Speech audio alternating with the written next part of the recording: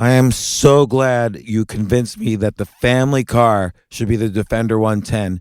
It is so beautiful inside, it's so comfortable, and it just feels indestructible. Yes, it really is. I've been waiting a long time for the new model to come out. The Defender 110, I'm telling you, it's my favorite car of all times. It's my third one.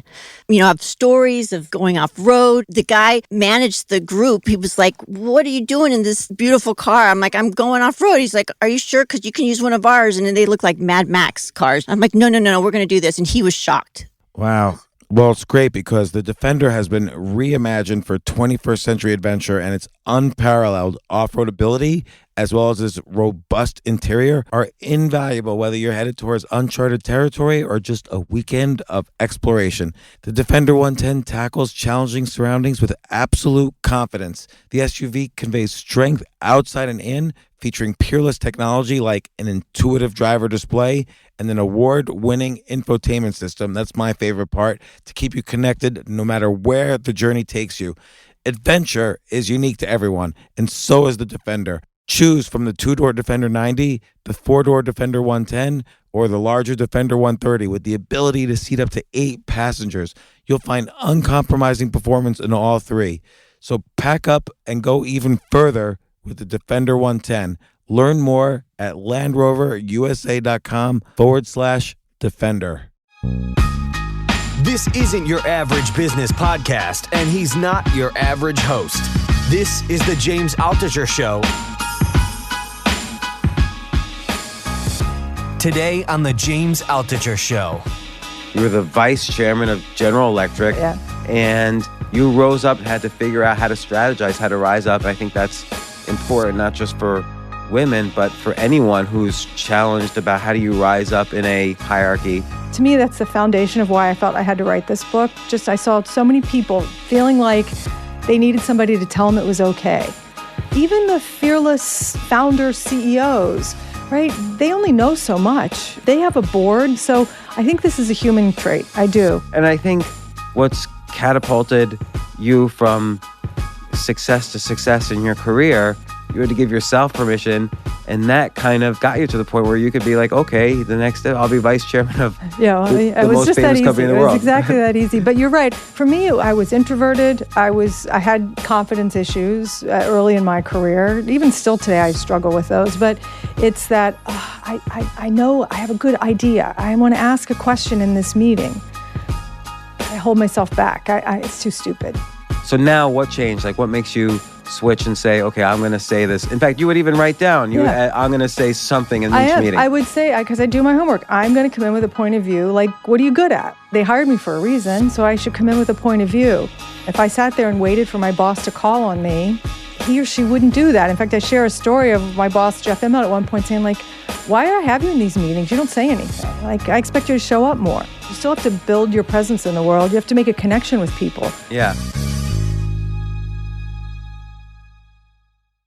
I am so excited to have Beth Comstock here, author of Imagine It Forward. I almost don't know how to introduce her. She's done so many things. She practically ran NBC. But the biggest title you've had is you were the vice chairman of General Electric, the biggest company in the world with the richest history, with one of the most prosperous companies ever. You know, General Electric dates all the way back to Thomas Edison, is the only original Dow Jones company that still exists. Jack Welch, of course, famously led it for many, many years. And then Jeff Immelt and now John Flannery. You were the vice chairman under Jeff Immelt. But before that, you had held so many jobs at GE and also at NBC, which was, of course, was owned by GE for a long time. You were practically, if not running NBC, running large chunks of it and in the running to run NBC. And, so this book is almost, I viewed this book, I'm going to describe this book for a second, and then I'll let you talk for a little bit. But this book, there's like 3 layers. It's almost like a history of business in the past 20 years as we've gone from big industrial to big digital. Then I would have to say, and then I didn't want to start with this, but it also has to be acknowledged, you're a woman. And General Electric, it feels to me, had a very masculine identity, and all the top executives were men, or most of them, and you rose up through that and had to figure out how to strategize, how to rise up through that. And I think that's important, not just for women, but for anyone who's challenged about how do you rise up in a, overly aggressive, masculine, very regimented, hierarchy. And then what I thought was brilliant in the book is just all the different side sections and exercises where you talk about idea generation, coming back from failures, motivating teams. And I want to talk about a lot of that because I think many of the listeners, they themselves are at jobs and they want to figure out how to rise up, how to speak their minds, how to come up with new ideas and be able to express them and deal with colleagues that they might be in conflict with. And this book is almost like a guide to that. Is that a fair? Yeah, it is. Thank you. Well done. Thank you. Yeah, fair assessment. Did I do my homework? You did your homework. I'm impressed. Thank you. Yeah, I did feel like I wanted to chronicle business at this crazy time in history. I feel like there was a part of that in why I was motivated to do it. I wanted to share kind of the changemaker innovator's journey, how hard it is in these companies to make change happen, and to be someone who did that and hopefully make it practical, to encourage people who feel they maybe need permission and to give it to themselves and go and do these things. And then I am a woman. I led my way through that way. I think that I bring a perspective of difference. So I think hopefully it's a bit of a story of people who try to navigate their way through traditional systems with a different perspective. Do you feel, here this is a question I was wondering about. So people sometimes say women in the workplace need to talk more like men, whatever that means. Okay, and put that advice to the side for a second, because I'm not even sure what that advice means. Is it that they need to talk more like men, or that men just talk in a way that's more almost shameless, like they're a little bit more fearless, so that's why their ideas get to the top? And women, and you even kind of refer to this, women often start off saying, "Oh, I'm sorry to say this," or, "I apologize if this is stepping on any toe." Like, women are almost like more apologetic when they're trying to break through the noise and become the signal. So is it an idea of becoming more like men, or being just more fearless? I think it's being more fearless and being just being good at what you do. But think of the history of how women have come into the workplace. I mean, they had to step-toe their way around the rules. No one gave them the rule book and said, here's the rules we haven't told you about. Here you go. So women had to figure their way out of work, and now we've got several generations of women who've been climbing up the ladder in corporate America. So hopefully we're over that feeling of needing to act like a man and to just act like yourself and be good. I think that's part of the challenge we're having in general right now. We're not bringing enough different perspectives into our companies. And so we say we want to innovate, but we don't bring people, not only men and women, together. We don't bring more creative people. I think my story represents what it's like to be more creative in a company. We don't bring people with different backgrounds. I'm also, in the book, I talk about being an introvert. That means I'm naturally more quiet than others. And there's a place for people like us in companies. And really, business is it's growing up to be a tough extrovert, hard charging. It doesn't have to be that way. It doesn't mean you're less competitive. And I think that's hopefully part of the story I share. Well, what you just said was very interesting, that, the storytelling aspect, more people to bring in more people to tell their stories. Because a lot of this book, you emphasize over and over again, it's not about the numbers, it's not about the profits. And you're not saying this in this wishy-washy, non-capitalist way, because Jeff Immelt and other people always reminded you, no, we need to make billions of dollars that's how we judge success. But your point was always is that telling the story first is how you're going to get to the billions of dollars in profits. Yeah, people just want to, there was a story I share, in one of the meetings where, just tell me how I can get people to get up every morning and make 10% profit. Well, you can't, right? Who gets up every morning? Some people maybe get up every morning and go, yay, I'm going to work for 10%. Most people want to know, why am I doing this? Okay, I have to provide for my family. I want to do whatever my goals are, but you want to feel like there's a story. I mean, why does the company you work for do what it does? What customers is it going after? And time and again, we know story is what unites us as humans. It's been around since the beginning. Why do we think that doesn't matter at work? That suddenly we leave that part of us alone? Customers want to know who made the stuff, who the people were who thought of it, what brings them to work, why do they care?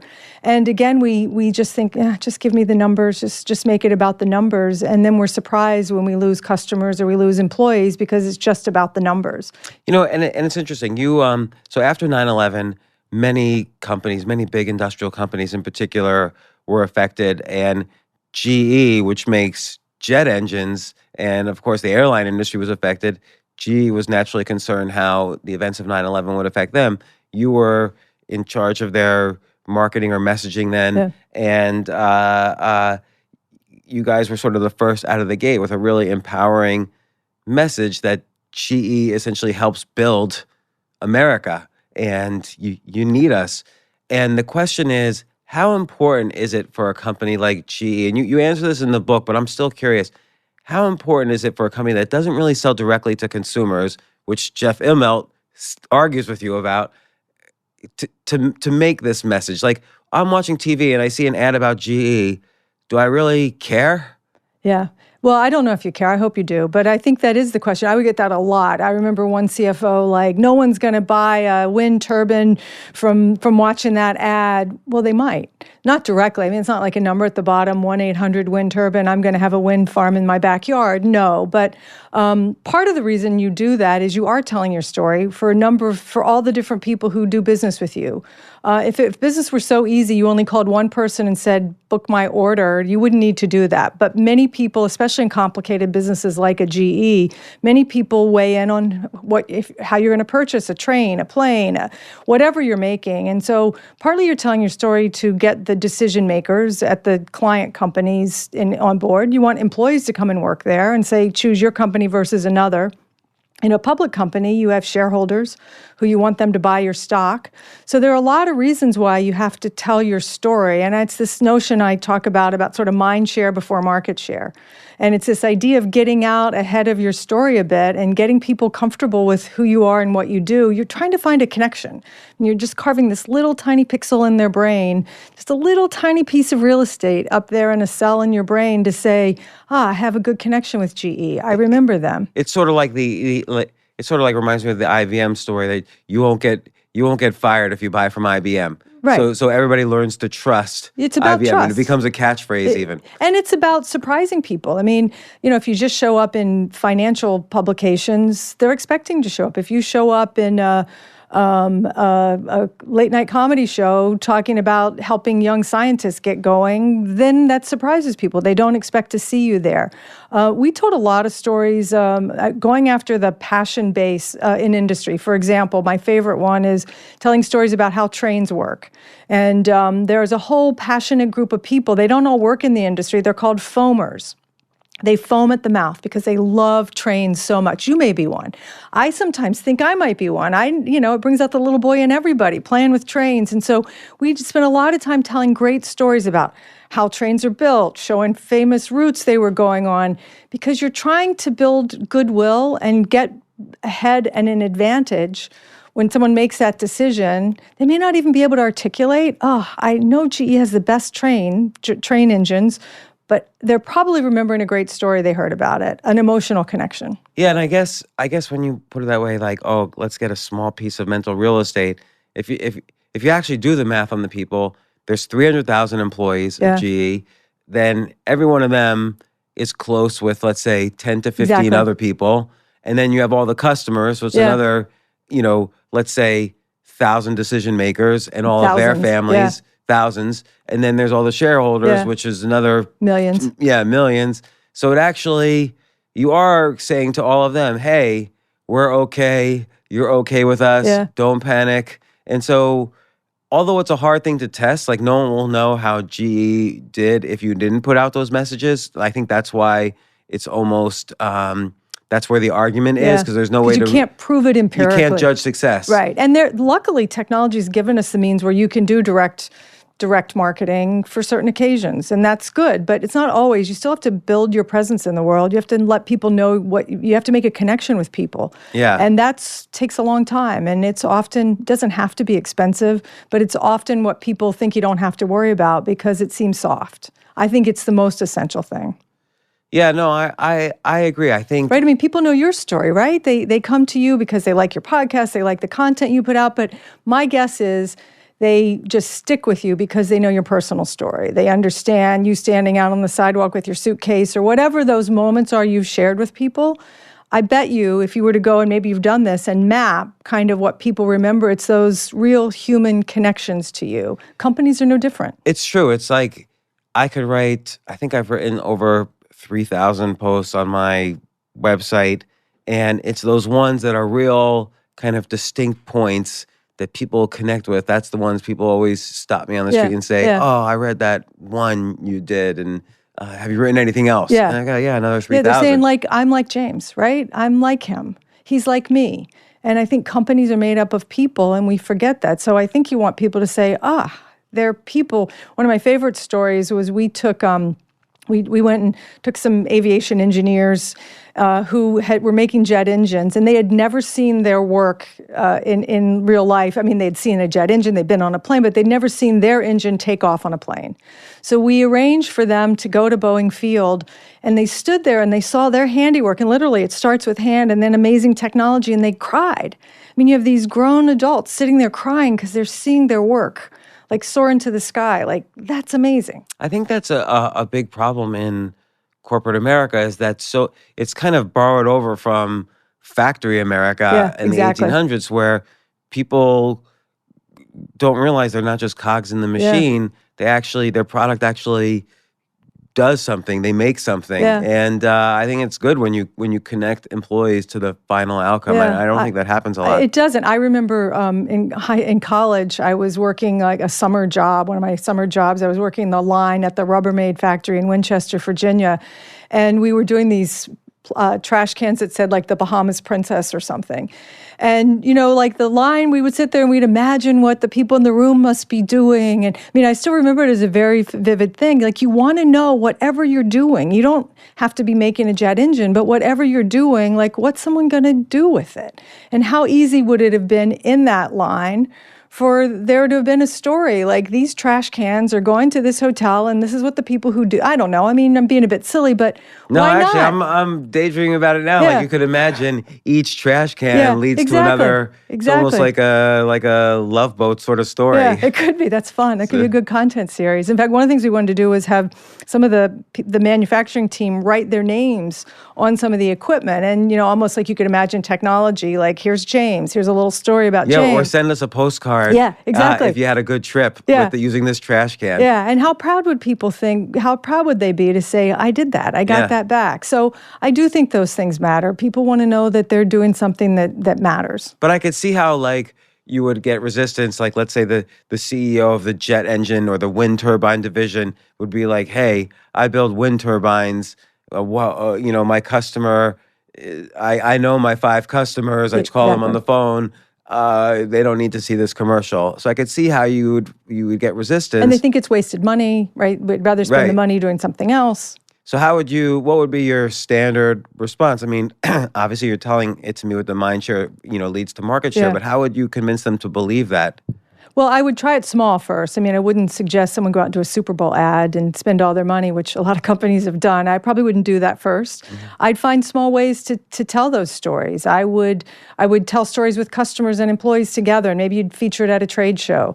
Maybe you'd do it in a local community context, just to say, see how people reacted to that. You'd perhaps give it to employees. Now with digital technology, you can spread this stuff out really cheaply and do it for pretty cheap amounts of money. So I would try to do it in a small way just to get them comfortable with the feedback. See, people didn't think we wasted money. See, people really resonated. See, we were able to get 5 more leads because of that. So start to build it small and then ladder your way up to maybe telling a huge mammoth story somewhere. But that's what people want to feel comfortable, that what you're doing actually gets some kind of results. And what was, I should have looked this up before. What's GE's revenues, or what were the revenues at their peak? At the peak when I was there, they were $130 billion, over $130 billion. Right. So the challenge of innovation, which you mention in the book, but like somebody listening to this, or many people out there, could go off and start a company with $1 million in revenues or $5 million in revenues, and they'll sell it for $10 million, and that will change their life. Yeah. Like that's everything. But if you did an effort which made $1 million in revenues, that is so inconsequential. It's seeming like you're wasting people's time. Right. Yeah. So and here you are, you're trying to be creative, you're trying to keep improving profits at a steady rate, and quote unquote make the numbers. It's how do you innovate? How do you get yourself in a mindset to innovate where some really smart innovations just might not work because they might be $100 million revenue innovations that are just worthless to a $130 billion revenue company. No, it's it is the tension of innovation in a big company. I mean, at one point in GE's history when I was there, we had to say we had to grow like a Nike or a Starbucks at the time every year. So it's like, okay, that's reasonable. Yeah, we're just going to spit out a Starbucks and keep growing. So you realize the task of that. I mean, it takes these companies 20 or 30 years to get there. What's your biggest innovation that did move the needle? The biggest ones would have been clean tech. I mean, getting into clean energy, ended up being to the tune of about $30 billion a year of new revenue. Because I guess not only did you sort of ride this trend of everyone's focused on, climate change and global warming and so on, but it actually turns out to be good business. Yeah. Like if you're using less gas and more electricity, in the long run, that actually saves billions of dollars of money. And that's a good one to use as an example to your question. So you're dealing with a couple of things. One, you've got a good installed base of technology already in the market that people like, so you don't want to disrupt that. That makes people nervous. Right. So in this case, let's call jet it, engine. Let's use a jet engine or power generation at a local utility. It's burning gas, and suddenly you're saying, no, we're going to use energy from the sun and wind. But I've already got, all my equipment and the utilities are using this and they like it. And so you have to keep that going. And so the wind turbine or the solar panel is disruptive to that. And at first it sounds like kind of silly. Oh yeah, that's so silly. We're going to get wind. It's never going to be as big as this. So you've got to work your way through all of those things. The other thing you have to do is you have to worry about your customers, because that's usually a good alibi in a company. Oh, well, okay, I may agree power from the sun, that's great, but my customers will never go for it. And, we can't get ahead of our customers. So one of the things we tried to do in the early days was say, let's do something we called dreaming sessions with our customers. Let's get them in. Let's peer out 10 years from now. We gave them kind of virtual currency, and I don't mean we weren't so prescient, we gave them Bitcoin, but it was, a virtual budget, okay? So if you were going to invest $1 million in these 3 technologies for the future, what would they be? Why? How would you support GE doing that? And so you gave them some sense of control, and together we kind of mapped out a future of 10, 15 years together. So then you could come back and say, but you said you saw this happening, so now let's build that together.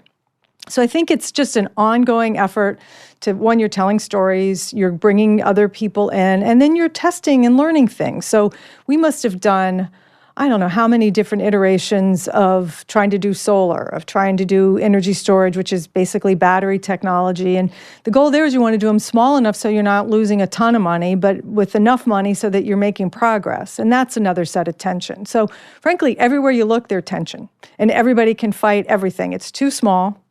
They don't want to look out 10 years. They don't want it to happen because they have to change everything they're doing. So ideas are too small. People don't want to change, and there's no certainty. And look at the case of something like solar. I mean, we know this potential to have solar energy, which is free. Basically, energy from the sun is free. We don't have to pay to pull it out of the ground. It's free. But we're not there yet, right? Because it's not scaled yet. People are resisting it. There are a whole host of reasons. This takes time. And then on top of all those arguments, yeah, there's the real world arguments of just your colleague might hate you. Yeah, which happens most of the time. Yeah, and they just don't want to do your idea just because. Because it's not their idea. So you were at GE like 27 years. Did you ever get sick of it? Yeah. And I would find just when I was about ready to I'm done with this. Why am I fighting these fights? Just about to give up, things would start to come together. And I think that's part of the dilemma. I mean, things take time. I shared some stories in the book about working at NBC when the digital transformation started. I mean, take yourself back to YouTube, and YouTube was just erupting on the scene, and people at NBC were panicked, and media were panicked, right? It's like these people they have videos of cats playing the piano. We don't know how to do that. And it's an equal part like, oh, that's so cute. And then the other part like panic, like we don't know how to do that. And we tried so many ways to do our own version of video online. In the end, for the NBC team, it came in partnering with News Corp to create something that's become quite successful in Hulu. Right, and if you didn't partner with News Corp, like let's say you decided to do Hulu on your own and then bring in partners, I think to your point in the book, maybe it wouldn't have worked out so well because the fact that Hulu had two parents gave them some independence. Yeah. Because they could play off each other, I guess. Exactly. And it also meant we got out of that, but I don't like your idea. It was like, these two companies joining together, we're going to make it happen, and we're going to put it outside of the mothership. We're going to go find a great founder, and we found it in Jason Klarman, who was amazing as a founder of Hulu. We're going to let someone else do it because we realize we're going to fight internally, and we're going to can't get out of our own way. I remember there was one time, like the team I worked with, we had put together this amazing video player, and we spent a ton of money. Even back then, it was a lot of money. $5 million. So you have a good memory. And we're like, okay, Jason, you have to use this video player. And he's like, no, it's horrible. It's clunky. Why would I do that? I'm about good user experience. If he grew up in the system, if he was coming from NBC or News Corp, he would have had to use that player. Or we would have thought about it, to your point. They would have been, no, that's the News Corp player, and I want the NBC player. No, the NBC player is better than the News Corp player. You would have had those fights. This way, you just said, let somebody else have the ability to kind of rise above that. And so I think you need those moments where you're trying to pick yourself out of those you're too close to it is really what happens. And so you were instrumental in kind of, kicking off Hulu and creating that partnership. And, Hulu became, I would say, more of a competitor to like a Netflix or an Amazon Prime than a YouTube. Exactly. YouTube's more still, everybody's uploading their own videos of themselves. And Hulu's almost like its own channel. Yeah, it's a Netflix competitor. Yeah. And, now there's original programming on Hulu. So there's shows that are not coming from Fox or NBC or any channel. Where do you think, just given your extensive experience in media, again, what was the highest title you had at NBC? I'm president of integrated media. Yeah. So where do you think media in general is going? Like, are local affiliates going to serve? Are TV stations going to survive with all these, streaming services out there? Well, I think I'm a big believer for every trend, there's a counter trend. So just when you're about ready to give up on local TV, somebody will say, no, we missed that. We still need local news. It may not look exactly like it looks now, but I think look at radio.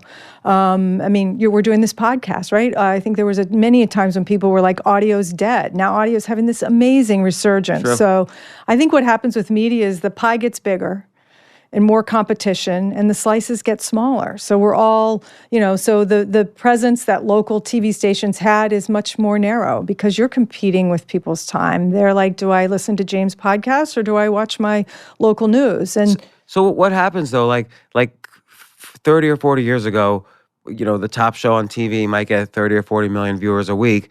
Now the top show on TV, which will be one of the 20 Law and Orders or CISs out there, or CSIs, whatever, they get like 8-9 million views. If they're doing well, Yeah, if they're doing really well. Like that's the top 10. Yeah. That number is just going to get small. I don't even know what the average show on Hulu gets or Netflix. It's got to be... And we probably won't know because Netflix isn't going to let us know that. I mean, I'm sure they let their investors know a little bit of that. I mean, I guess other than Stranger Things and some of the top originals, I mean, there's 200 original shows on Netflix. They can't be getting a million views. This has to be really small. CNBC, to its credit, was able to build a nice business in the NBC umbrella because of the high demographic. Sponsors would pay a lot, but they would only get very small with all the competition they've had. They'd get like 50,000 views on a popular show. 50,000. I say views. But what do you even call them now? Like watchers. Yeah. What do you viewers. call them? But I feel like everything's getting smaller and smaller, more niche. So if you're a media company, you need to have more pieces of that pie. You need to have more of them, or you just have to accept that you're dealing with a smaller audience, a smaller, you have to be very targeted. I like that as a marketer because it means you're able to really have a relationship and a much more engagement with your audience. So there are some benefits of that. There are different ways you can start to build models and create different opportunities with that base. I personally think that's a healthier way to build a business. Probably, and also you could it's as a marketer, you can measure success better. Yeah. Because if there's only 3 competitors and they're all getting, they're all changing positions as number 1, 2, and 3, like ABC, NBC, and CBS did for years, then okay, the head of marketing can't really. It's just a nice job. He could do a few things, and maybe the needle moves a little bit, but there's lots of places to blame if it doesn't work out. But I think now, if you're marketing a bunch of TV shows and they all fail, something's going wrong. Yeah, and I shared in the book, that's what we got wrong when I was at NBC and we acquired this big acquisition in iVillage, which was all about a community of women.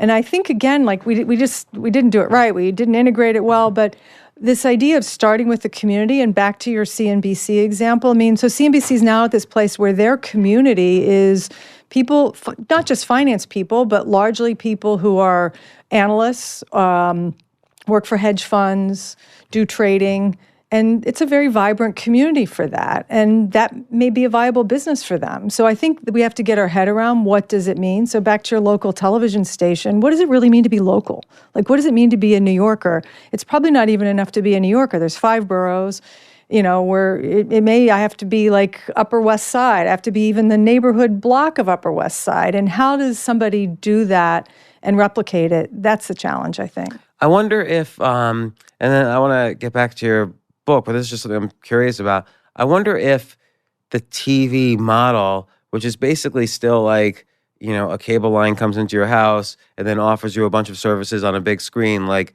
not only channels now, but Hulu and Netflix and other streaming services. I wonder if that model is dying a little bit, and instead it'll be replaced by a model of, oh, this website has a huge amount of traffic, so that means they can make shows. So for instance, Uber, which is not a TV service by any stretch of the imagination, they produced, with Spike Lee, they produced a TV series about drivers in Brooklyn. And that's a TV show on the Uber app. And so I wonder if that's going to change a little bit how we view media.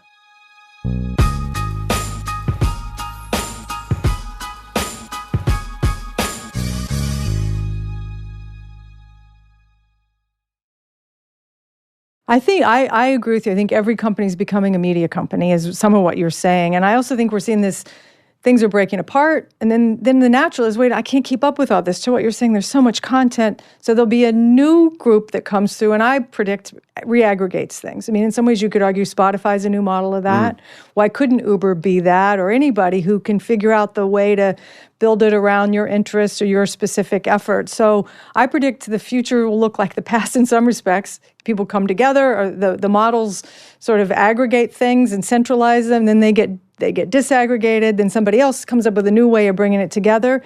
You have to discover, you need someone to curate it, you need to find all this stuff. I think that will be as much a premium as anything. And it'll be a new model. Yeah, it'll be interesting. It'll be interesting if people tune into stuff like that, because search is hard. Like, I would not know about some of the original shows on Hulu if it weren't for, if somebody was a podcast guest here, then I'm going to check out a show on Hulu. I suddenly would realize. So maybe you're the new recommender and the one that's going to aggregate what to watch, what to see, because I'm attracted to your way of thinking. Much more. We'll talk after the show. Much more than I would be NBC telling me what to do. I know you. I know the way you think. And so I think that is more the way people are going to develop these models, more around the curation and the community. Yeah, well, you look at like, even companies like Craigslist really just started as curated lists that Craig Newmark would just send out to his friends, and they would share it, and then it suddenly became this huge business. Yeah. Or what was another one? Angie's List. There's a couple like list companies that started out that way. Skim. There's a lot of really contemporary models that are starting with that kind of community base and curation as their model. Yeah. I wanted to talk about your the way you view idea generation, because I think it's not only applicable to $100 billion company coming up with ideas, but even an individual coming up with ideas about how to reinvent themselves. You've reinvented yourself quite a few times, and whether by choice or by necessity, going from NBC and media to GE, and suddenly you become experts on, GE lighting, all the GE products, because you were running GE licensing, so you had to deal with everything. I don't know. Obviously, you couldn't become a PhD level expert on all these things, but you must have spent an enormous amount of time just trying to learn and then come up with brand new ideas for each one of these divisions. That seems like a hard task. Yeah, well, I think the beauty of the kind of role I had, for me at least, was that I got to look across the whole company and connect things. I didn't have to go really deep. I didn't have to be the deep healthcare expert because they had those. My expertise was more the pattern recognition and seeing where things were alike and new opportunities between them. So hey, this is a company that could be about clean energy because we have 3 different businesses that this potentially is part of their future. Hey, we could make this about consumer health because it's NBC meets healthcare. So I was in the position and the people I worked with to be able to do that. I think companies need both. And I worry a little bit right now that we're putting so much emphasis on deep expertise that we miss those connections and those opportunities. Companies are becoming much more focused, which I think is a good thing, but I worry that they're not picking their head up and looking at where they can connect in other ways. I think even individuals, it's so easy for us to pigeonhole people. Oh, you went to law school, so you have to be a lawyer. Oh, you spent 15 years as a dentist, so the rest of your life you're going to be a dentist. And people don't want to do the same thing for 40 years anymore. And you made lots of changes in your life, even though, you stayed at GE a while. You had many, many different jobs there, which allowed you to kind of get the experience to rise up to the top there. And I think in the middle of the book, you have this section on kind of brainstorming or generating ideas. And I just wanted to kind of run through some of these because I think idea generation is something that's very attractive to people because they're driving into work, they're coming up with ideas, they don't know which ideas are good, or they don't know how to execute on ideas, or they don't even know how, what are just new innovative ways to think about things. And you list a bunch of different ways, and you call this section seeing the future. But I actually like this section before, seeing threes, where you talk about how if you see something 3 times, this is interesting. Yeah, it's not very scientific, but I have this just rule of thumb going on 3s. And first time I'll see something, I say, and it catches my attention. Oh, that's interesting. Then I'm out discovering, looking at things, and I see it as something similar. Oh, is that a coincidence? Third time, I declare it a trend. I mean, it's not scientific. It's not like I've got McKinsey giving me a report and saying this is a valid trend. It's just I'm seeing enough of this. So again, I was with a group of beverage people recently, and they were talking about how in their history they had been disrupted by craft beer. It wasn't like one day the brewers of America just woke up and said we're going to make craft beer. They were all along, and if you went to 2 different cities, you probably could have seen them. If you went to 3 different cities, you would have said something is happening here. We did that with the maker movement. People who were hacking in their garage, making things that we did, water purification, gas, solar panels. And you start to see enough of that. You go to Brooklyn, you go to Portland, you go to Austin, you go, wait a minute. People are making the stuff we make in their garage. Like, how long before they can get really good at it and stuff smaller and cheaper and better? Well, I like how you then started contests. Yeah. So, which is similar to how Peter Diamandis with the X Prize, yeah. Yeah, how he kind of, $10 million to if you could launch a rocket into space, but you did it on much more granular. Yeah, we were too cheap. We don't have Peter's budget. Your first prize was like $7,000 for like a new jet engine or whatever. Like, what was the first prize you did? Well, inspired by Peter, but yeah, we did a lot of challenges. One was we were looking at 3D printing in metals and how do we do this, and so we said we had great scientists, but we don't know everything. Let's see who else is doing it out there. And it was a bit of an internal challenge too, because there was a bet that we would never find anybody as good as our our own people. We're like, okay, let's see. So we put out a challenge. We picked a really dumb part, meaning it didn't have anything sophistication. It wasn't competitive. It wasn't like another guy would get it and create a competitive breakthrough. And the teams had done everything they could. The challenge was it needed to weigh less, because if you take off in a plane, the more weight, the more fuel it burns. So we said, hey, can you make this dumb part? I think it weighed like 5 pounds or something. Can you make it light? Can you redesign it with digital design and 3D printing in metal? And we put the idea out there. $7,000 was the bounty. And we said, who can come up with a good prototype? Thousands of ideas later, we picked one from an Indonesian kid. Well, he was like 20, but a young person compared to the people at GE who were doing it. And he had come up with this idea that was 80% lighter than anything the experts were able to figure out. How did he know that it would be able to handle the heat and so on? Well, he just did a design. He just had a different way of conceptualizing it. And our guys then had to go back and validate that it would be, test worthy, that the FAA would approve it and all that. But he just was a spark to give us a different way of thinking. And so sometimes that's what you have to advocate for. And if your head's down, you're just focused on what you know, and you're not picking it up and saying who else out there might be doing it a different way, you're still making the dumb old parts. And meanwhile, there's a 20-year-old a student in Indonesia who's figured out a better way. So this goes to that message is almost like for the large company where everybody's got their job and it's hard to move the needle. You inject this outside creative force in, and you do that repeatedly throughout the book. And I have some questions about that. But then, first on your threes thing, it reminds me of another person who said the exact same thing. So Whitney Cummings, who's a well-known comedian, she said, if you think about something 3 times in a week, you have to write it. Like there's going to be something there that's worth writing a joke about or whatever. Yeah. So it's related. So you're onto something with that. Yeah. But this section, Seeing the Future, which is all about idea generation, maybe we can go over some of these. Like you say, opposition, assume the opposite of convention. Yeah. So some of these are just scenarios. I like the idea of just kind of letting your imagination go and in a disciplined way. So opposition, like everything, imagine you wake up tomorrow and everything you take for granted is true is totally the opposite. I mean, today, if you worked in a plastic straw company and suddenly like you're thinking, well, what could be wrong with plastic straws? I love plastic straws. Well, suddenly you find out they harm the fish in the ocean and we can't have plastic straws. Well, that's the opposite. If you woke up and something you absolutely took as a given in your company went away, what would you do? It's a good mental exercise just to think what would happen if that happened. So plastic straws, let's think about that for a second. What can we do? What could we do? Well, you'd say, well, we're in the plastics business, so do we just start making something else? Do we stop making straws? But our straw business is really good.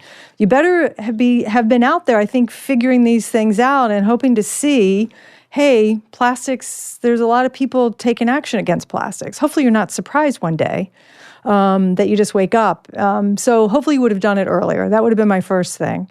I wonder, what's an area now where you could think that this sort of, opposition technique might work? I mean, pretty much every. I mean, we just spoke about media, and you talked about Uber. I mean, if you have a taxi license in New York City or any city, and you thought that taxi license was only going to appreciate in value for the next 20 years as it had, and the banks had backed it, and then suddenly Uber scales. And again, you knew it was coming, but you discounted it. So those are the kind of, I think those are good exercises for yourself. You can be an independent contractor on your own. You don't have to have a big company to do some of these things. I like best case, worst case. I mean, just you're trying to, what's the best possible thing that could happen? What's the worst possible thing that could happen? And then kind of modulate between those things, and you get some pretty creative solutions in terms of how you're going to react. It reminds me actually of when you brought in Eric Ries, who wrote The Lean Startup, and you have him challenge members of GE about the time it takes to build a new product, and he wants to build the minimal viable product, and it goes from 5 years to 6 months when everybody starts brainstorming. Because he basically says, well, do you have to have something that you're going to sell to all of your customers? Well, do you have to recreate the whole thing? Can you just recreate a different thing and find one customer, and then you could start to see if that could scale? I like that way of thinking. It Yeah. reminds me of a lot of software companies. Sometimes there are things you don't have to make all in product form yet. You could have most software, but some things you're still doing Exactly. manually or whatever. You can remove abilities from yourself and see what ideas come up. Exactly. I mean, it's as simple taking things away is what you're talking about. Do you need on your remote control, do you need all those buttons? Do you use all those buttons? Why do you have them all? So, I mean, I think it's just always good to challenge yourself. Using the Eric Ries example you talked about, I mean, it was amazing the assumptions that people had that were holding them down. You know, they were all about, but we have to have every feature for every customer ready to go today. Well, are they going to pay for it? Did they ask for it? Did they have a use for it? So there's just a lot of assumptions we make in business and life. And I think that's part of what I love about these scenarios. And really, it's just, I'm a good worrier. I'm a big worrier. So I think I've just naturally learned how to do that, to just overthink and think through every possible scenario. So you're not surprised. And it also, I think, encourages you to be creative. How can you practice understanding what your assumptions are? Because the problem with the assumptions is that you assume them. Right, You exactly. don't know that there's another way. Yeah, well, I think asking, if I woke up tomorrow and, I don't know, I do a podcast and I woke up tomorrow and I lost my voice, what would I do? Now, some would become a bit fanciful, but what would you do? Well, maybe you'd become a good mime or something. I don't know. You'd start to mime we'd be doing it without voices and people would be seeing us in a whole different way. So I think if nothing else, these are good creative exercises, even just to carve time with your teams, just to do that. Invite people in if you can. It doesn't take money. It just get somebody who has a different way of thinking to come in and say, well, why are you doing it that way? Yeah, or also practice, let's say building assumptions or let's say figuring out what your assumptions are is almost like a muscle that you have to practice. So just simply, in the case of GE, figuring out what all your assumptions are. So if you're building a product that you can't sell for 10 years, are people still going to want this Right, product in exactly. 10 years? Are there going to be competitors that can beat you in those 10 years? And it's not unreasonable to think that some small startup could beat you, or a new form of energy, Yeah. or a better battery could be discovered, or whatever. You have to assume it's going to. I mean, there was that great debate earlier in the year between Warren Buffett and Elon Musk, where Buffett was like, I only invest in businesses with a moat. And Musk is like, you're crazy. It's all about the speed of innovation. And I mean, the whole moat strategy is questionable for some companies because supply chains being innovated now, the digitization of industry, there's a lot of things that are questioning that model. But if you've built your whole portfolio saying, I only invest in businesses that have a good moat, meaning competitive, we do something that competitors can't catch up to, well, what if they could? Yeah, well, I look at the entire hotel industry Right. versus Airbnb. Exactly. Within 5 years, the moat disappeared. Yeah, and that was Musk's point about the automakers, right? Well, I mean, maybe right now he's being a bit challenged, but what if there's a different way to make a car? What if there's a different way to make a rocket? I mean, challenging NASA. I'm going to use a reusable rocket. I'm not going to burn them all up. I'm going to actually have it come back down and reuse the rocket again. That's a different kind of assumption. Yeah, so that's interesting. So I think that it's a good idea to kind of exercise that assumption muscle and keep figuring out what the assumptions are. Even whether you bring in someone from the outside at first or just for the individual, what are my assumptions about my job, my career, my retirement, my ability to be a world famous singer, even though I've been a dentist for 30 years. I think we assume a lot of things about what we can and can't do, what our boundaries You've are. mentioned dentist twice, and I have to tell you, a great inspiration for me. My father was a dentist. Oh, and I think I forgot that. No, but because I think your mom was a mayor. Yeah, she was unofficial mayor as a teacher. But if my dad had assumed he was only a dentist, he would not be what he is now, which is an artist. And you asked me how do you learn some of these things? I saw in my father somebody who was willing to go from being a dentist to having a passion point and becoming a writer about a kind of art history he liked, to becoming an artist making that kind of art for himself. And so I love that about you can be, an artist who thinks he's a dentist, who thinks he's an artist. Why not? And I think permission, and you mentioned this in the book, not in this section, but in other sections, permission's an important thing. People need to know they do have permission to find out where they think their boundaries are and go a little past them. Why do you think so many people are afraid to not go past those? Like they say, no, this is the way I do things. Because they're afraid. And I don't think we talk about that enough. Certainly in work, we don't want to talk about that we're afraid. We don't know the answer. We don't know how to do it. We're going to feel uncomfortable. We don't look stupid, all those things. And we bring it to work and we behave badly. We try to show that we're fearless. Back to where we started. I'm fearless. I have no fear in business. I am fearless. Well, that's crazy. Of course you do. It's interesting because back in, I'm going to go back to like 1999 or 2000. So I was running a venture capital firm, and I had and I was an internet guy, a software guy. So I thought I was like super smart and nothing. I was actually afraid to ask questions because I didn't want to appear Dumb. stupid. Yeah. When one of my partners was a banker, and I learned so much from him in that he would just sit there and they would go through their presentation. Then he'd back up and say, listen, treat me like I'm a 5-year-old. I don't really understand anything you said. Go through this. How does it work again? Like, what are you doing? What's going on? And he just asked so many questions. And I would be like arrogantly laughing on the inside, like, oh, what an idiot. But I was just the worst investor possible back then. And I learned that to be good, you have to act bad in a weird way. Well, you have to act like you know. You have to learn. You have to want. I think you have to ask to learn, not ask to prove what you know. Right. And I think that's what happens. Why do people ask for permission? Because they're afraid to try it. They're afraid to take a risk. So it's easy to say, I don't have enough budget. You know what? My boss won't let me. I know that guy or that woman, they're real jerks. They're not going to let me. My board will never let me. The investors in this startup, they will never let us do that. And many of those may be true excuses, but often it's because I don't know how to do it. I'm afraid to tell someone I don't know what that is. So I think so I just like this. To me, that's the foundation of why I felt I had to write this book. I saw so many people, big companies, small, feeling like they needed somebody to tell them it was okay.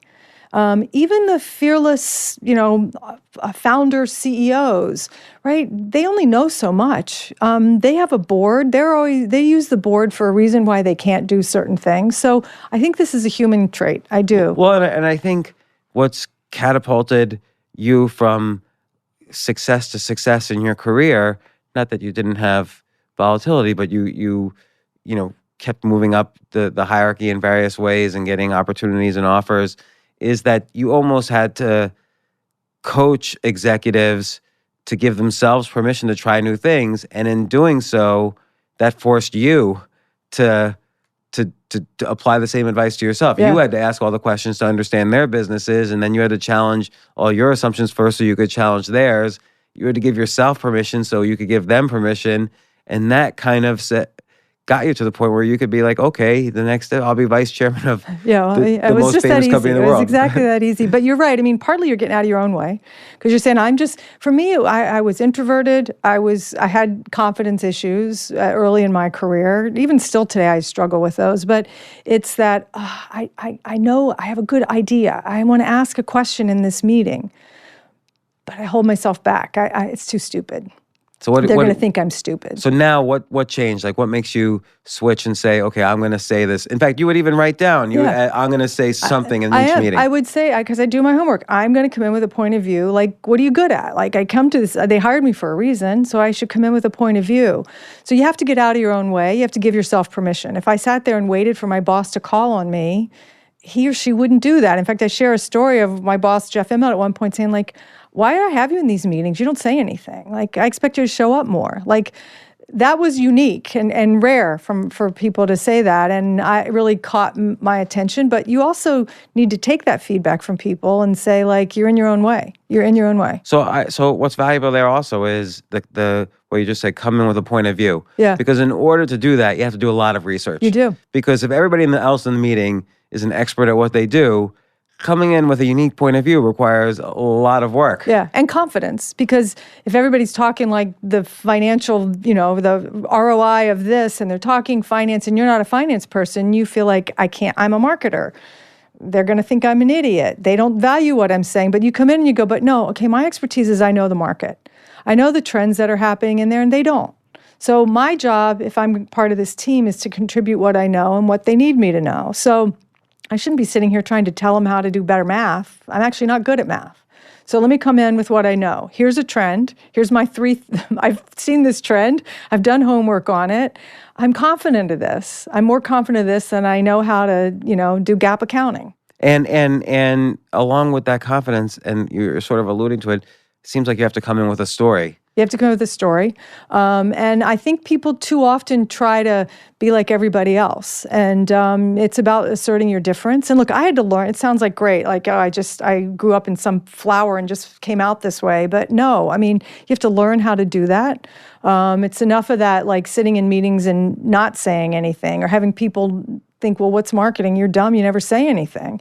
Enough of that where you have to come back and go, but no, I do know my story. So there's a little bit of you kind of getting pissed off. You're kind of like, wait a minute, I'm angry. I gotta get in here and act. And so it's a little bit of that rebel that you're trying to summon a bit in companies. And there has to be a little, not just confidence, but fearlessness in that you might say something that actually is stupid. Yeah, and not beat yourself up too much. I'm horrible about that. And I see that, people will come back to you like 3 days later, oh, I feel so bad, I said that. And meanwhile, you've moved on. You have to move on. And we all do that. We all, but you move on. People don't remember that. Yeah, it's, I wonder if that's really true that people don't remember. Well, they remember the dumb things, I'm sure. The really dumb things. But also, I think I believe you just sort of, or you come back and go, oh, what I said was so dumb. Can you believe I said that? I wasn't thinking, and here's what I meant to say. I think you also just have to be open about these things, laugh at yourself. Can you believe how dumb I was when I said that? Oh my gosh, I was really silly. And instead, we try to be like, all cool and bravado about it. And so I think I'm maybe arguing for just a bit more authenticity about how we do these things and say when we know it and say when we don't. I need help. I don't know the answer here. Can you help me? So I want to get back to this list of idea generation. Some of them are related, like you mentioned, worst case scenario, which is similar to opposition. We sort of talked about it. Parallelism.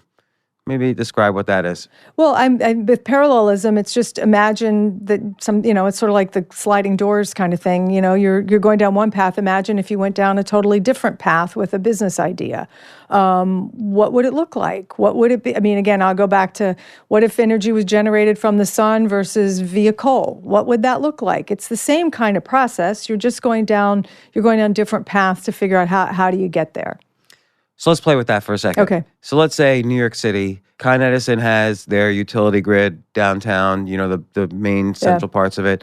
What if you had real estate that you bought a block away that was 2 or 3 blocks long, and you put up tons of solar panels that just fed into the utility grid? I don't know anything about solar power. Would that be able to generate enough solar power to make a difference? Eventually it would. I mean, eventually if you had enough solar panels, you'd need the technology to get better. I mean, but why wouldn't you start a small path of that? I mean, it gets complicated because they're regulated industries and their local regulatory board says you can't spend more money to do that. So it actually gets complicated for some of these bigger concerns like utility. But why couldn't you create a test bed for that? I was on the Innovation Council for New York City a couple of years ago, and one of the things we talked about were could you create a test bed for drones in New York City? So instead of just saying we can never have a drone in New York City because they're disruptive or whatever the issues are, well, couldn't we create a place where people could just test out use cases, and you could start to create a parallel path of how a drone might work in New York City? So it's easy to say you can't do that, but what if you created a parallel universe of a way to think about it? Time shift. Oh, time shift I love. If you were to go, a lot of this is people always go back to the past and, well, we can't do that because in like 1985 someone tried it and it didn't work. And, well, what if you knew what you know then? Can you go back in time and what would you do differently? Could you go forward and imagine what it looks like if everything were, take yourself 10 years into the future? As I said earlier, we were looking at clean technology. What could it look like? Then work your way back. I think we often just imagine we're stuck in these times, the time that we're in. So play with time as a dimension. Why not? If you could do things faster. Back to your point about if you could put a product out, you think it's 5 years, or what if you could put it out in 6 months? What if your constraint was you only had 6 months? It's like those poor kids that were stuck in the cave in Thailand, right? Like people got very creative and let's find new ways. We only have a couple of days. So yeah, it would take you 2 years to do this. What if you only had 2 days? What would you do? How would you do it? So what would be, I mean, I'm always thinking about media, but what's the sort of problem that you think is interesting to do a time shift exercise on? Yeah, that's a good one. Like you're on the board of Nike. I should have mentioned that. Like what's, 5 years from now, how are sneakers going to be different? Well, I mean, here's one. It's kind of. I'm not sure it's really a time shift one though. But I mean, what if every retail company is now looking to get digital, right? Online commerce. How do you create the digital experience in the store? This is not really a time shift. That was is what I'm going to give you. But what if suddenly consumers go, you know what? I want to go to a place where I never get I have nothing digital. I want total analog experience. That's really more of an opposite example, I guess. But no, that's interesting. It's more like in 2020, we want to be retro 2000. Exactly. And have like a sneaker store where the guy's just trying on a shoe and there's no, it's like an old-fashioned cash register. Right. What would that? Maybe that's an experience one because the trends tell me I am totally overloaded. The last thing I want, everybody's trying to get sensors and controls and everything. The last thing I want is that. Privacy is another good one, right? You're seeing that. That's really maybe an opposite, but I'm sort of struggling a little bit on time. But the privacy is a good one, right? Where you've got right now where people are seeking out they're seeking out personal assistants that are privacy secured, browsers that are privacy secured, that don't do tracking. So that's kind of for every trend, there's a counter trend, I think maybe the way to think about that. It's funny about the privacy thing because I know this is a big debate. And on the one hand, you want to see content and ads that fit your personality. On the other hand, it feels a bit weird that Alexa or Siri or Google Assistant might be listening to your conversations and then put up the ads, for that. But I just had a weird experience today. I got an email from a colleague, and normally I'm not very good at responding to emails, so normally I just wouldn't respond. But then Google now has these suggestions at the bottom, and one of the suggestions was, okay, thanks a lot. And I realized, I should probably, Google is advising me to be a little bit more polite to this colleague. Like Google was actually teaching me to be a little bit more of a better colleague to somebody. You trained Google well. Right. Well, or Google's training me because Google's seen it from a million other examples. Exactly. Given the text in this letter, because Google doesn't know what the text is, it's just an algorithm. Given the text in this letter, across millions of emails, the appropriate response seems to be, okay, I agree with you. Thanks a lot. Yeah, it gets smarter and smarter, doesn't it? Yeah, it really and so is. that is like, I had to think, that is how other people must respond if Google's recommending that to me. But they're also So seeing your should. pattern. They're seeing your pattern as well, so they're able to toggle between you and everybody else. My as pattern well. is to do nothing. I don't respond to emails. It's really bad. So I actually did click on They're that trying to thing help and you out. responded. Yeah. And now I feel like a better colleague for it. So, but on the time shift thing. What do you come up with? Okay, I'm thinking Nike. Yeah. What if everybody wears the Fitbit watches, but I'm thinking Nike, what if in my shoes, that's how I really keep track of not only how many steps, but how much energy I'm using throughout the day, because that's better than the watch for telling me. The shoes actually feel the whole body weight. What if it determines if my arch is okay? It could probably determine if my posture is okay, depending on how I'm sitting on my that's a good show. one. You made me think, you may recall they did this, but they designed this self-lacing shoe based on Back to the Future.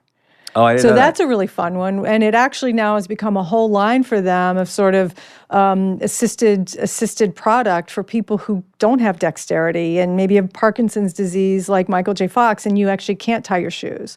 So that's one where it really was a time travel project where they took from Back to the Future, the movie, and created something that was a concept then, and in current day they could make it reality with technology. Well, okay, but now I'm even thinking, because you brought up Michael J. Fox with Parkinson's, I bet you there are many diseases that are very nuanced when they begin. Like you can't, they're asymptomatic, but maybe a symptom would be, okay, if you take a whole category of people, you'll see that their pace changes before they start exhibiting symptoms of Parkinson's. Maybe their pace slows by 5%. Yeah. And it might be worth, the shoe would notice that. It might be worth then notifying the owner of the shoe, hey, check the doctor. These are the sort of diseases where you might not have any symptoms yet, but your pace has slowed 3%, which is not noticeable, but we notice it.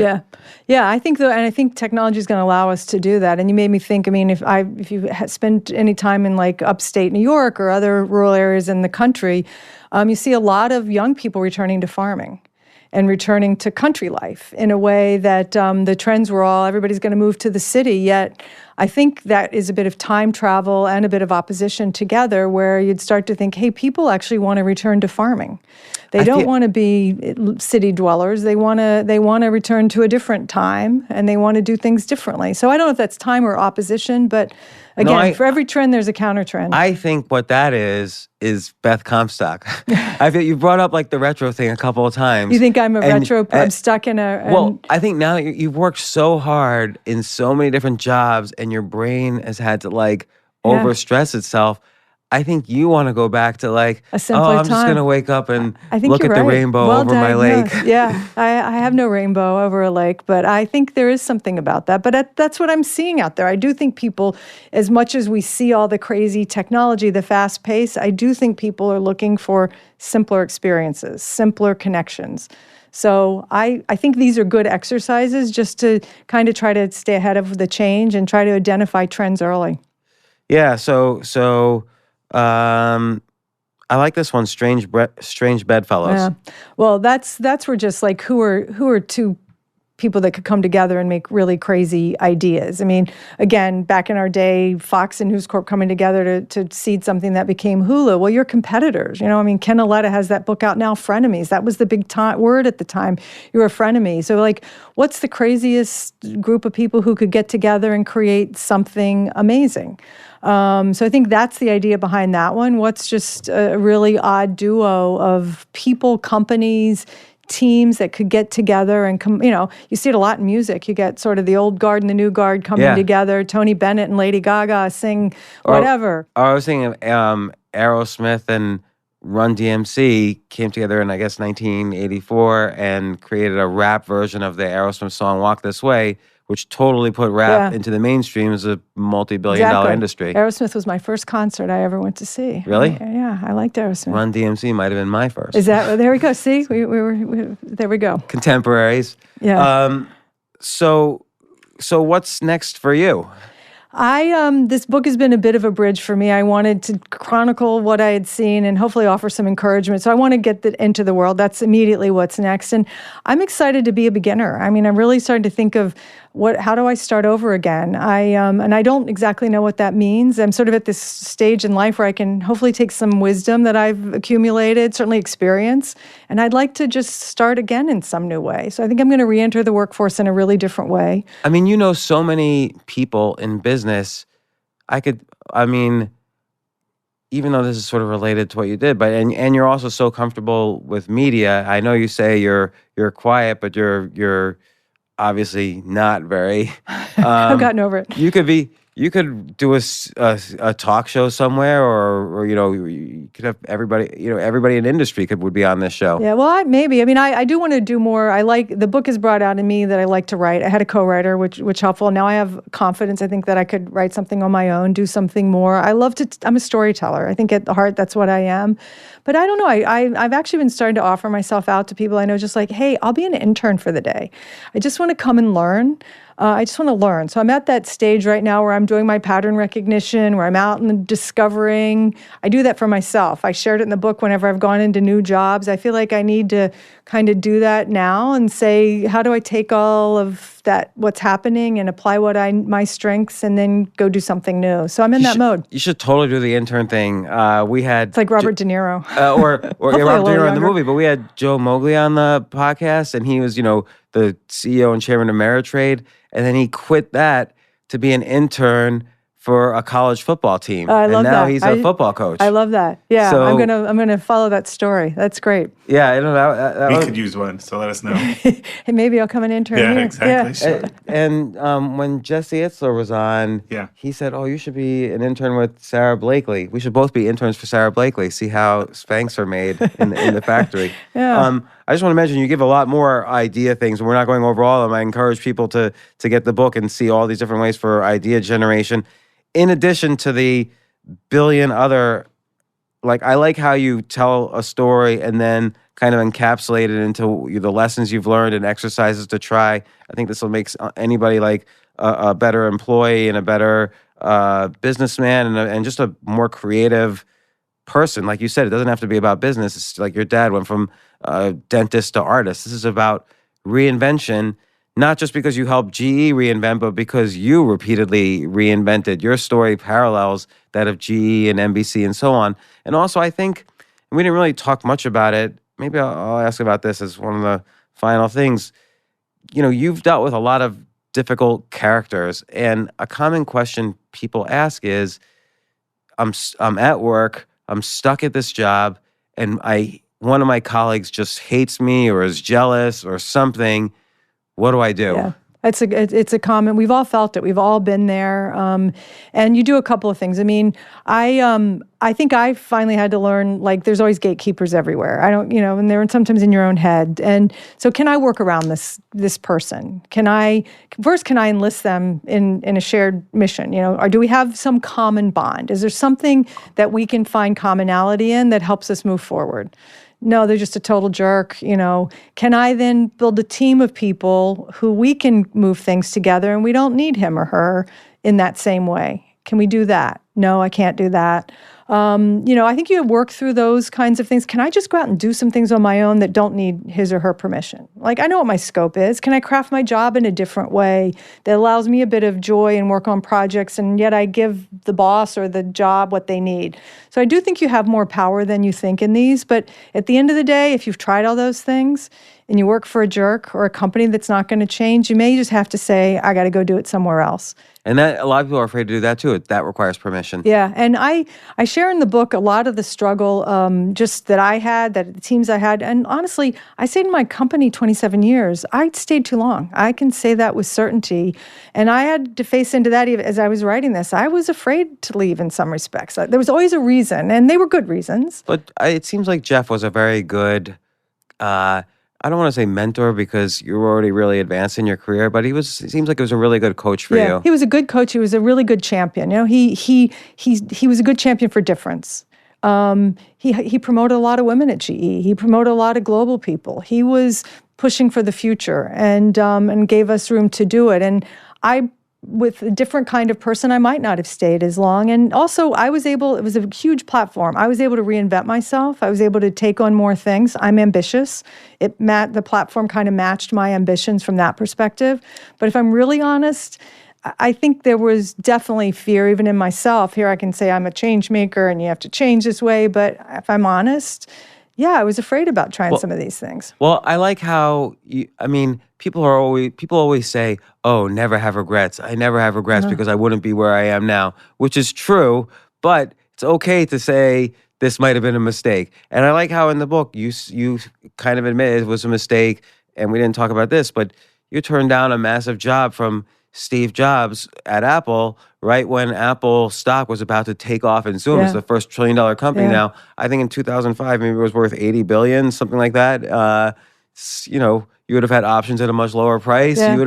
I would have done okay financially for sure. And he was offering, I don't know exactly the title of the job, but I assume it was probably like a head of marketing type of thing. Both times they were somewhat ambiguous. The first one was a little bit more specific. It was in iTunes. The other was more ambiguous. But I just couldn't see myself there.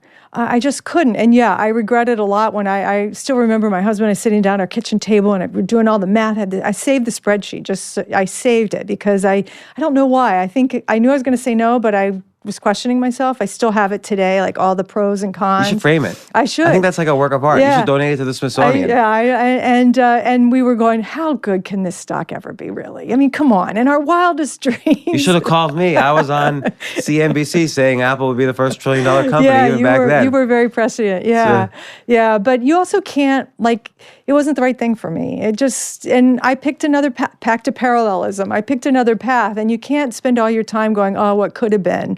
It didn't. And so you have to make the path your own work. But this is a good segue because in that you've met so many interesting people in the history of business over these past 20 years. I just wanted to get your one sentence perspective on each person, and I'll start with Steve Jobs. I mean, you did one of his famous walks with him. Yeah, well, I mean, intense. I think he was incredibly intense, just to the point, very intense. Sounds like he was generous with you, though, when you said no. Yeah, he was incredibly generous. I mean, I remember calling him on the phone and it's just that pit in my stomach. And, I said, I don't want to move. I have a daughter and going into high school, and I had another one. We went through that. I just don't want to do that. And he was like, oh my gosh, I understand. He was so empathetic about that. And surprisingly so. I expected him to be like, you're crazy, you're missing the biggest opportunity of your life, and whatever. And he didn't do that. So that was a nice surprise. Jack Welch. Jack Welch, incredibly, he loves people, incredibly candid. That's how I'd say he loves people, but he's incredibly candid. Was it really true that, based on your reviews, he would fire every year the bottom 10%? That was at that time. That was the method to really, kind of the bottom 10% every year. If you weren't up to snuff, you got eliminated. And I think that had its day, but it clearly wasn't sustainable. And also his strategy of buying the number one or number two ranking companies in every industry. Do you think that's a strategy that worked or works? I hear that a lot from people who are like, it's still taught in business schools, and it works until it doesn't. And I think, again, like NBC quickly went. Yeah, you have to think ahead, because what happens is people are crafty, right? We're crafty people. And what happens in businesses is they become the market gets smaller and smaller. They let the position get smaller and smaller. So I'm number one in a very small market segment. I'm still number one, but I've missed the opportunity for growth. So maybe you have to be number 4, 5, 6, but with a path to get to number one, it takes longer, it takes more investment. It gives you a little hunger. It gives you hunger. And so I think those unintended consequences are some things you have to think through. I'm going to fire the 10% of every year. I'm going to fire the 10%. Okay, well, not everybody. I mean, maybe that you need to constantly refresh your workforce, but there are also people who aren't going to always be your top 10%. Certainly in that job, move into another job where they can be the top 10%. Yeah, like who gives that famous? The Sir Ken Robinson gives the most famous TED Talk where he talks about a girl who is not doing well in school and she keeps getting tested, and while she's being tested, she's just jumping around, and the tester says to the parents, your daughter is not a natural student. She's a dancer. She becomes one of the most successful dancers ever. Yeah, exactly. So, we've talked about Jeff Immelt. Jeff, I would say about Jeff, Jeff's incredibly customer focused, lives to be in the world. Like, he'll travel anywhere for a customer. And I saw that being fearless. He was able to be fearless and take on a lot of change that wasn't popular. So that's what I learned from him. Warren Buffett. I have only interacted with Warren very briefly. Like meeting him, but always been, his storyteller, right? Don't we love his stories, right? Yeah, he's grandpa. He's like a grandpa. It's always those little corn pone isms that we just love, right? It's a story. Jason Kilar, the founder Hulu guy. of Hulu, what customer first. It was all about the customer experience, and he didn't care. It's all about the customer experience. And I think that's a very internet-centric focus, because no matter what you do, no matter what the technology is on the internet, there is a user interface component that's most important. Yeah, and we had lost that at NBC. It was let's put more and I oversaw ad sales too, but it was always let's put more ads in, let's put more ads on. And he brought that outside perspective of you're killing the viewer experience. We knew that, but you let that happen. And so having him as a founder of Hulu was really key, because he brought that perspective in a way we weren't able to do ourselves, which is kind of weird. Here's one you haven't met, but you'll have an opinion on: Thomas Edison. Yeah, so I love Thomas Edison, as obviously we think of him, and we learned in school he's an inventor. He's a marketer. He's a brilliant marketer. My favorite story of his is he did this torchlight parade in downtown Manhattan, and he had 400 men, and I'm sure they were all men, marching with light bulbs on their head and these huge wire cables down their back, marching down around, probably down around the utility centers down there to prove that electricity was safe. And to tell a story of we're going to march with light bulbs on our head and show you how safe it is. And didn't he light for free all of downtown Manhattan? Yeah, he got ahead of the market. He had to make the market. So he was a marketer in my mind. I feel like there's a revisionist history around him where everybody says, oh no, Nikola Tesla was the true brains.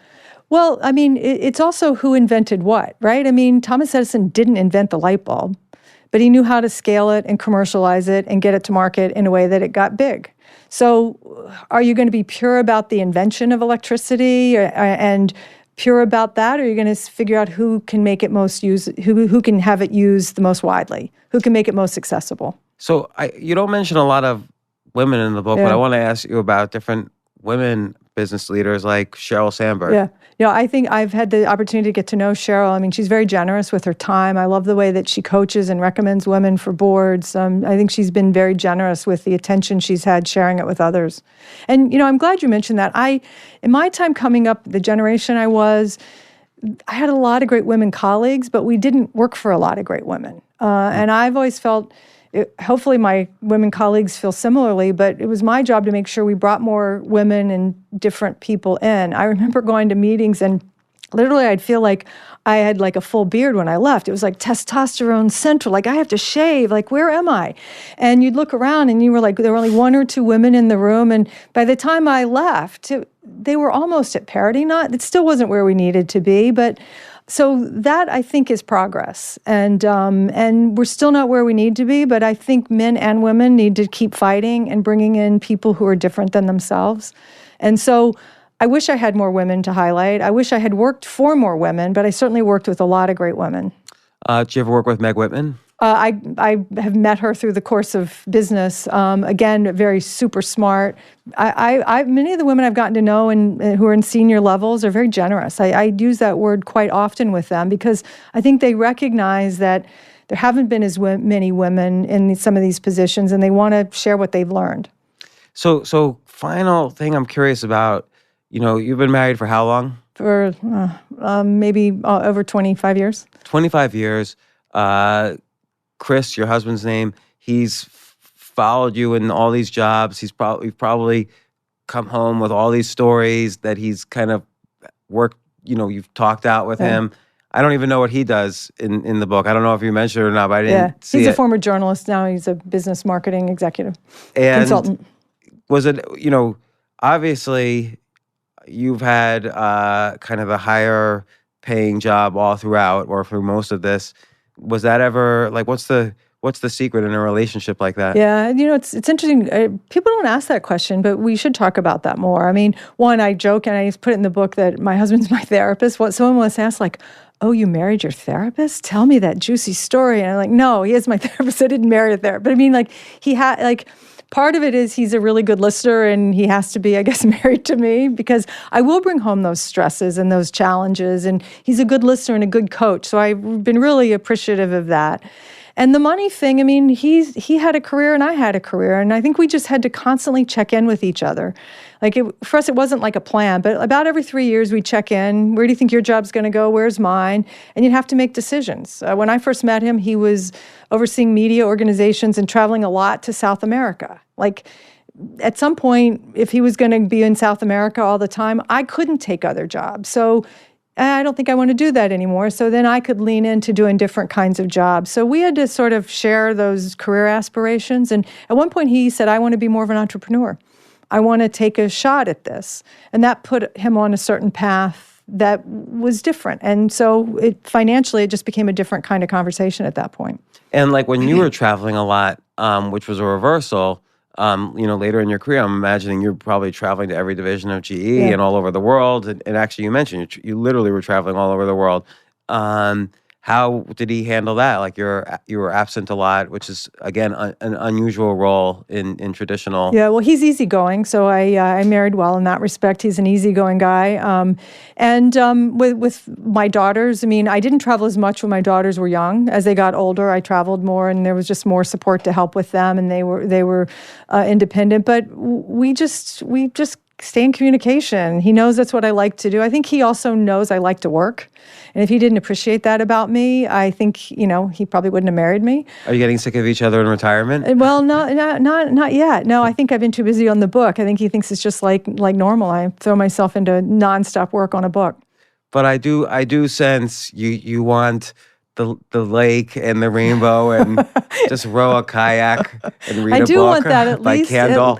At least for a couple of months. I think I want a gap year. This was supposed to be my gap year, and it's turned into my book year. But maybe I am just not possible of having a gap year. You're not going to do it. You're going to say this year, starting now, is I'm going to take a break. You're just going to get busier and busier. Yeah, I see it happening. You're right. That is my prediction. You'll come back here 1 year from now, and you'll say you were absolutely right. Or I'll be interning here a year from now, and you can tell Maybe me. we'll take you.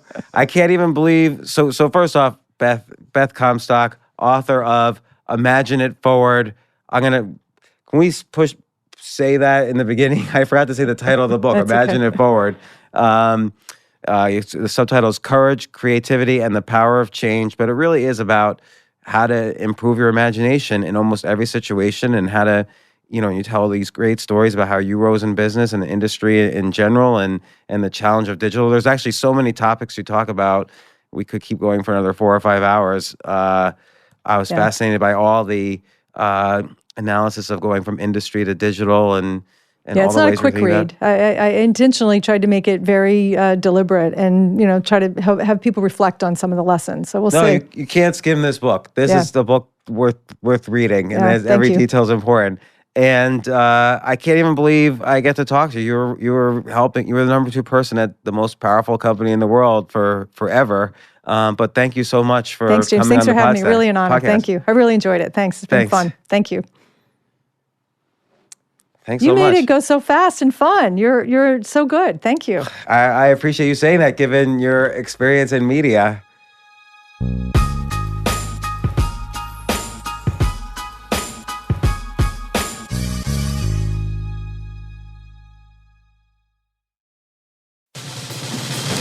These days, we're all investors, trying to be smart with our money despite our worst impulses. But at iShares, we believe that deep down inside of every investor is a better investor. One that's just waiting to be let out. Explore iShares ETFs and insights and let your best investor out. Visit iShares.com for more information.